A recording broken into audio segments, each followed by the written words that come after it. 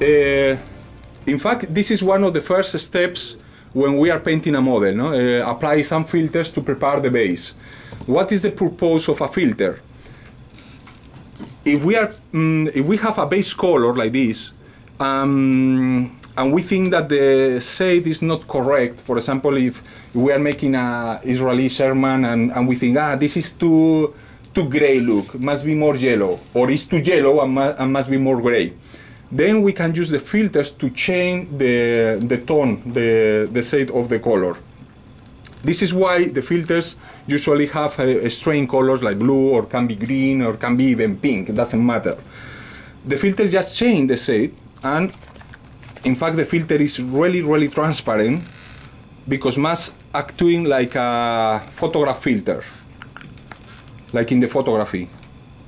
If someone like the photography, they will know that there are many filters in blue, in red, to change the colors in our photos. So for example, what happens if I apply a blue filter?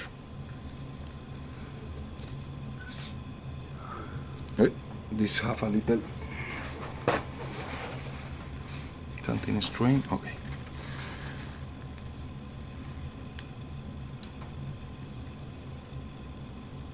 The filter must be uniform, and we must avoid to damp too much the surface, to overflow the surface. When we are making a wash, the wash must overflow the surface, must be accumulated in the details. But when we are making a filters, we must avoid the accumulation. Okay, like in that case, I just try to spread the filter in a very regular way. This is a blue filter, and as you can see, it changed just a little the shade of my plate, just a little. Let's see what happens if we apply a different filter. Remember that this must be one of the first steps that you must do in your model. And it's not only to change the color in your tank, also the filter provide more variation, more richness in the surface, more deep. Okay, I am applying here a kind of ochre filter. Be careful, don't accumulate in the details. For example, here there are a small texture. Don't accumulate it, and just spread and expand it in a regular way.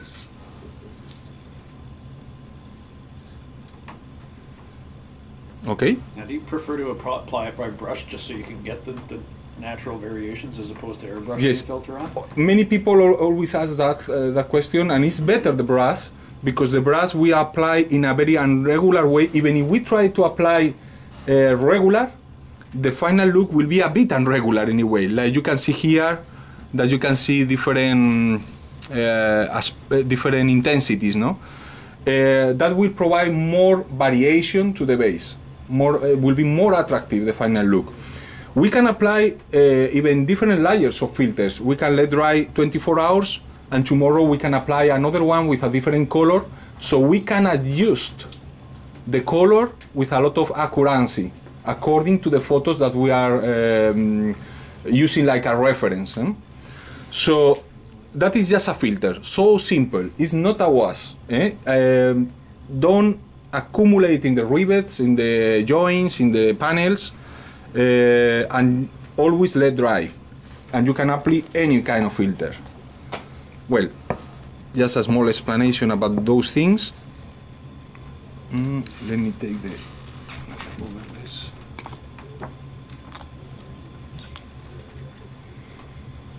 Well, I will clean it a bit because it's not the main purpose of this.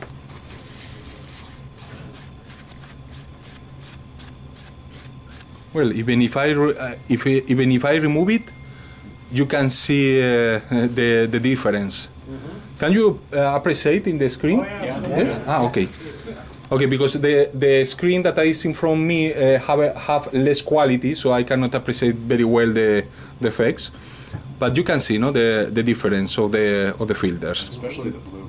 Yes, because it's a very dark color and affect a lot to this one. No? But if, for example, we apply here the blue, can be different and works very well with the green. But for example, if we think that this green is too gray, we can apply a yellow filter or an ochre filter.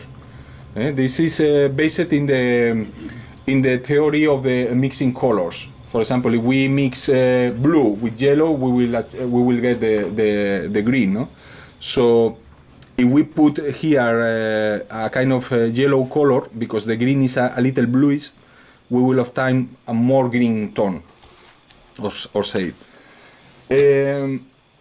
Another effect that I would like to explain you, we can do.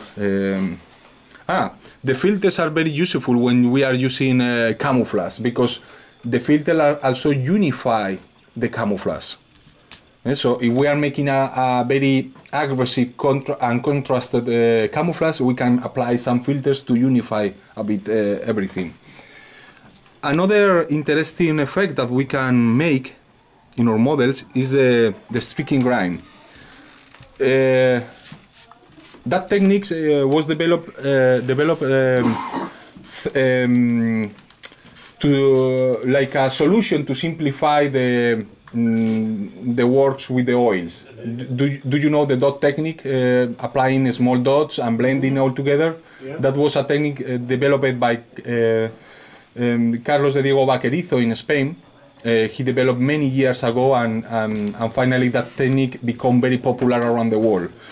That technique is supposed to simplify all of those processes, especially when we want to go fast. For example, try to imagine that we have a big armored train, those ones in 1/35 scale from Dragon, and we need to make the dot technique in that big train. You will need a lot of time. So that technique can simplify the process, and we can go faster.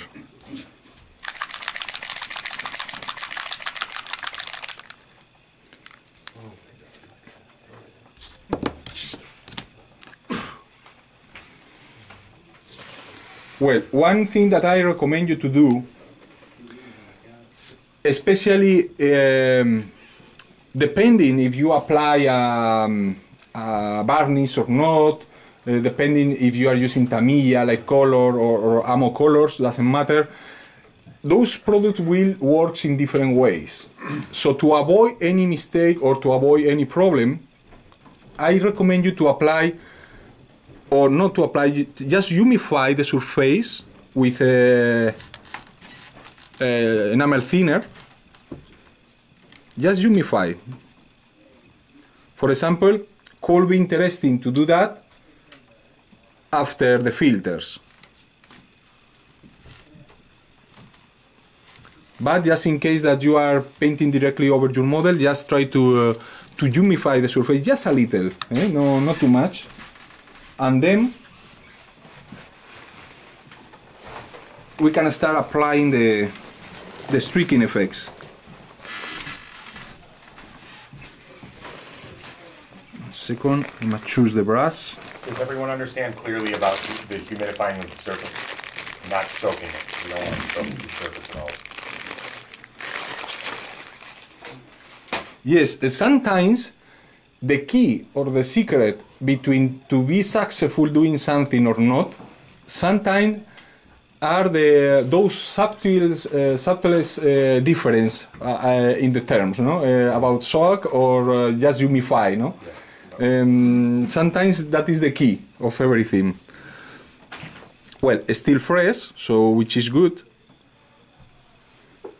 and then we can start drawing some lines.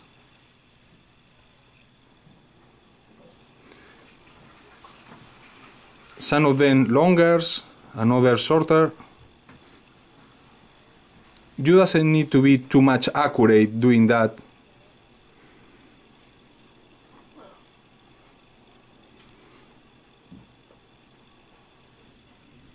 Of course, it's important also to choose the right color for our model.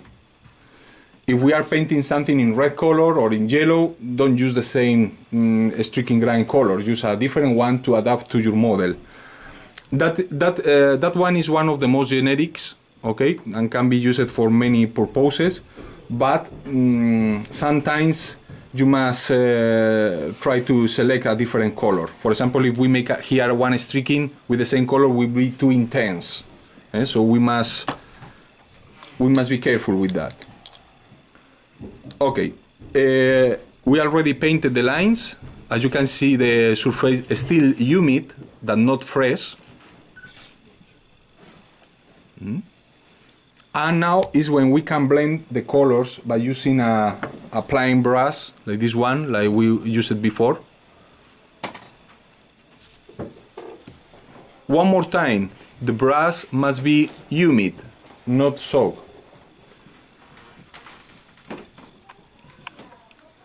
And now we will start moving the brush from up to down, first slowly. Don't try to make it at once. Okay. We must clean again the brush. Remove the excess of thinner and repeat the process. See how I do it. Tilt the other way. Other way. Oh no, he's showing the angle of the brush. She's showing the angle.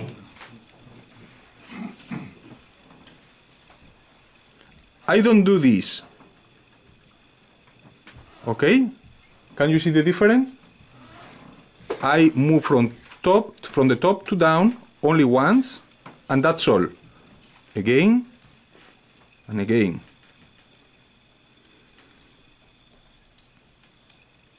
One more time, we clean it, removing the excess of thinner, and repeat the process. You can do that as much as you want. Even you can remove everything if you continue doing that. But as much as you do those movements, softer effects you will achieve in your model. What I recommend you is to make it in twice. Do this, let dry, and repeat the same process, trying to put the lines in a different places. And that overlapping will create a very attractive effect. Now, how long does it remain workable for? Few minutes, maybe even, but that depending of the temperature, of the base color, if you apply a varnish or not, if the varnish is satin, matte or glossy. All of those aspects will affect to that technique.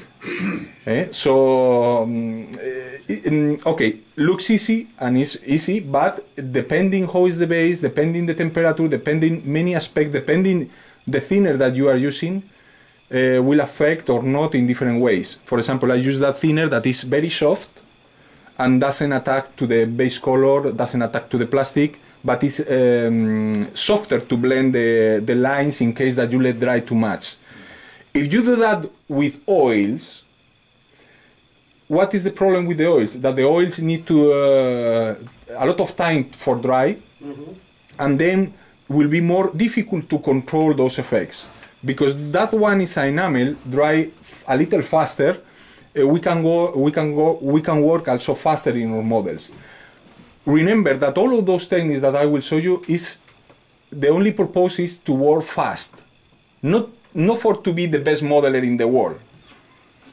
If you want to be the best modeler in the world, you must go to see another demonstration for other modeler.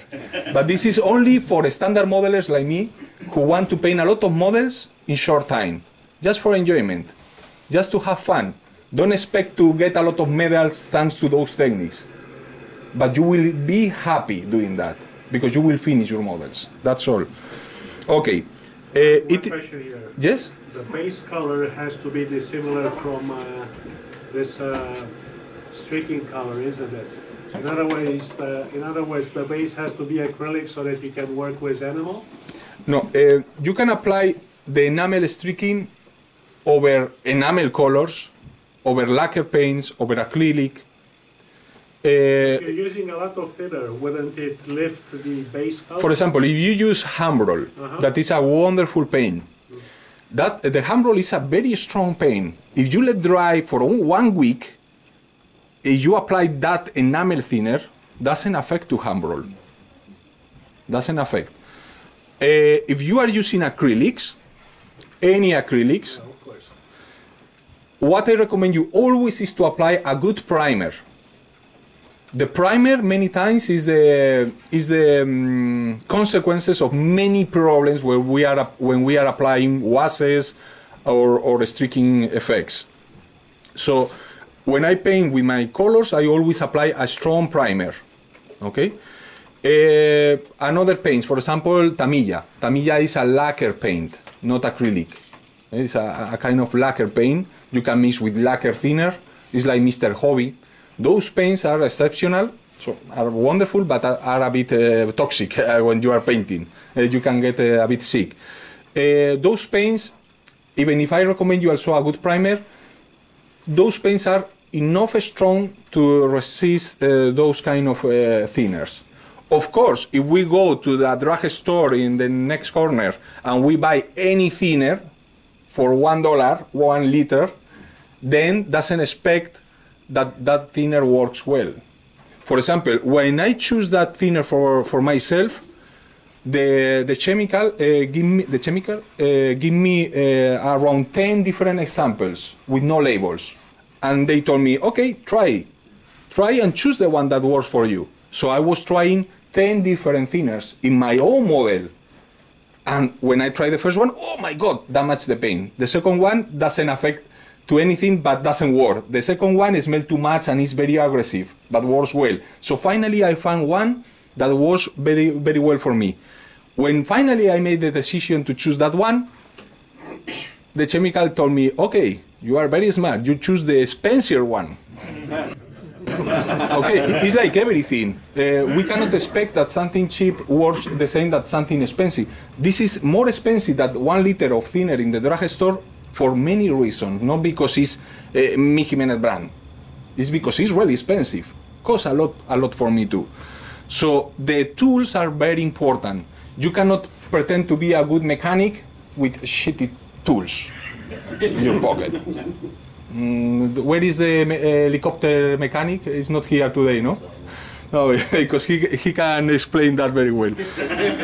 So very important the base, very important the colors that we must choose, because if we doesn't choose the right color, we will create ugly effects. No?